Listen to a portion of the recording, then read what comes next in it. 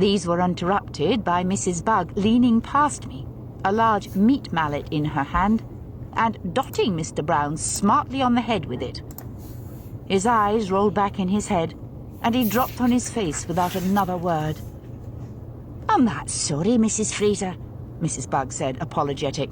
"I can't think how he got out, let alone came all this way." I didn't know how he'd got out either, but it was quite clear how he'd come. He'd crawled, dragging his broken leg. His hands and legs were scratched and bloody, his breeches in tatters, and the whole of him covered with smears of mud, stuck full of grass and leaves. I leaned down and plucked an elm leaf from his hair, trying to think what on earth to do with him. The obvious, I supposed. "Help me get him into the surgery," I said, sighing as I bent to get him under the arms. "You can't be doing that, Mrs. Fraser." Mrs. Bug was scandalised.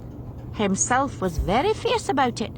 You mustn't be troubled by this scoundrel," he said, "nor even catch sight of the man."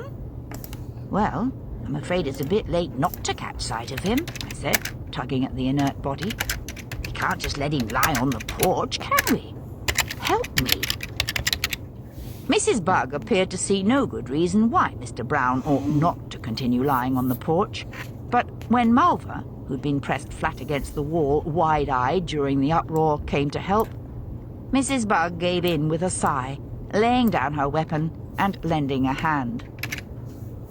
He had recovered consciousness by the time we got him manhandled onto the surgery table, and was moaning, "Don't let him kill me. Please don't let him kill me." "Would you be quiet?" I said, thoroughly irritated. "Let me look at your leg." No one had improved on my original rough splinting job, and his journey from the Bug's cabin hadn't done it any good. Blood was seeping through the bandages. I was frankly amazed that he had made it, considering his other injuries. His flesh was clammy and his breath shallow, but he wasn't badly injured. "Will you bring me some hot water, please, Mrs. Bug?" I asked, gingerly prodding the fractured limb.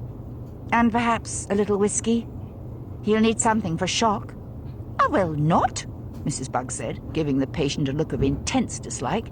"We should just be saving Mr. Fraser the trouble of dealing with a gobshite, if he hasn't got the courtesy to die by himself."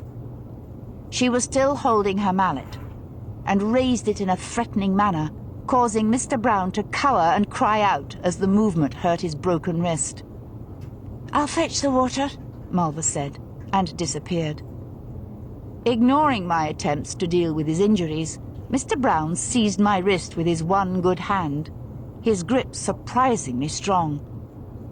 "Don't let him kill me," he said hoarsely, fixing me with bloodshot eyes. "Please, I beg you." I hesitated.